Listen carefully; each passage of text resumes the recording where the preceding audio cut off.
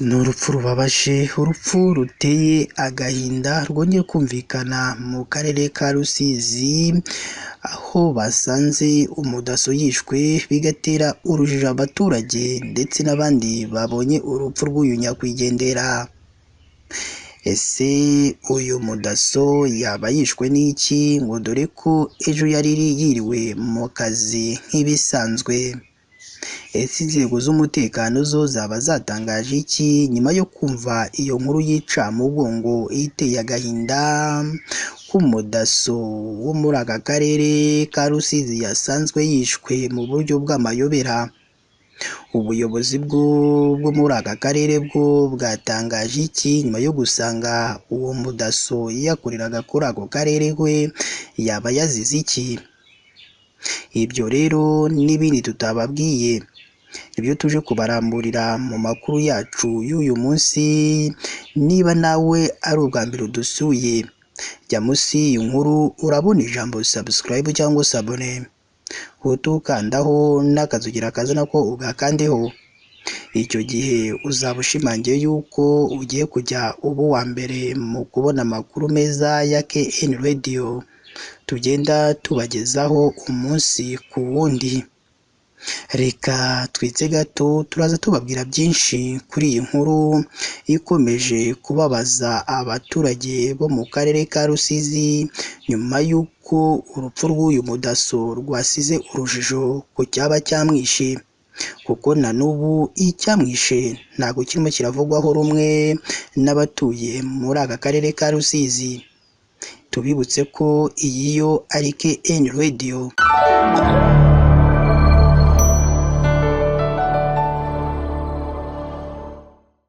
Reka nongere mbaye ikaze rero bakunzi ba KN Radio, aho tubagezaho amakuru aba arimo aragenda avugwa mu Rwanda ndetse no hanze y'u Rwanda.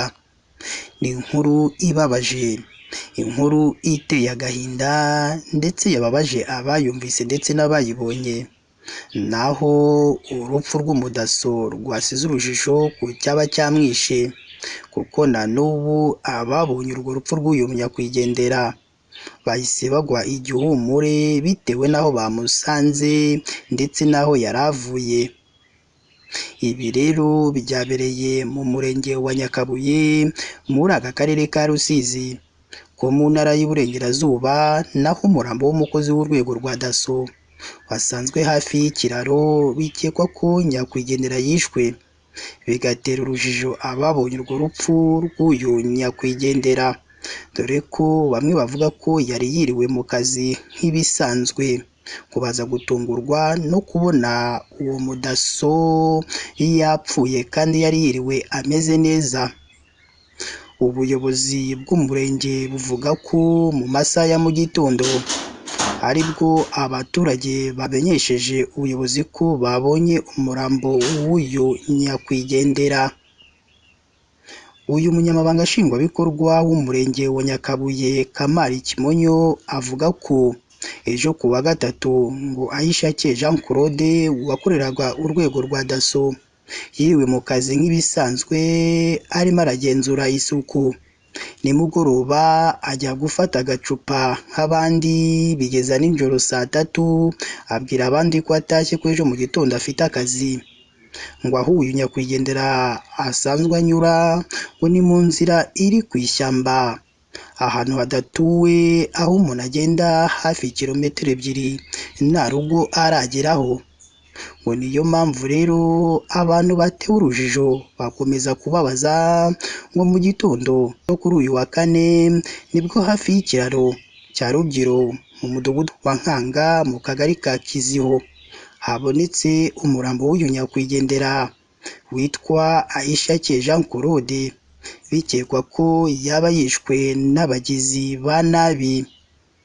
Uyu munyamabanga nshingwabikorwa w'umurenge wa Nyakabuye Kamari Kimonyo yakomeje agira ati birakekwa ko uyu nyakwigendera yaba yishwe kuko ntabwo yigeze yikubita hasi, gusa ibyo bivugwa biracyari mu iperereza.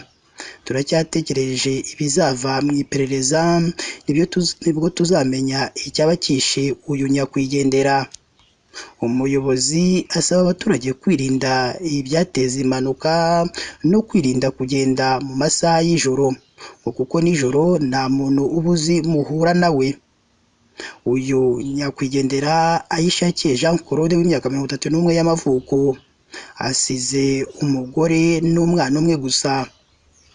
Amakuru twahawe n'abatuye hafi y'aho uyu murambo wabonetse avuga ko nimugoroba yari ari mu kabari arimo gusangira n'abandi, ariko nabo baje gutungurwa no kumva ko uyu mudaso yishwe. Hari umwe mu baturage wababajwe n'urupfu rw'uyu nyakwigendera wagize ati birambabaje rwose, uyu mudaso yari umwana mwiza kuko natwe muri kano gace twabuze icyo tuvuga, inzego zihaguruke zirebe icyo nyakwigendera yaba yazize. Uyu nyakwigendera ngo nta muntu uzwi bari bafitanye amakimbirane muri kano gace, ngo niyo mpamvu bemeza ko yaba yishwe n'abagizi ba nabi bamutegeye aho mu ishyamba yanyuze muri ayo masaha y'ijoro avuye gusangira n'abandi mu kabari. Ni naha natwe dusoreje amakuru yacu y'uyu munsi, tukubwira ko niba utarakora subscribe cyangwa se abone, ijya munsi y'iyo nkuru urabona ijambo subscribe cyangwa se abone, uhita ukandaho n'akazugira kaza no kugakandeho. Icyo gihe uzaba ushimangiye yuko ugiye kujya uba uwa mbere mu kubona amakuru meza ya KN Radio tugenda tubagezaho umunsi ku wundi.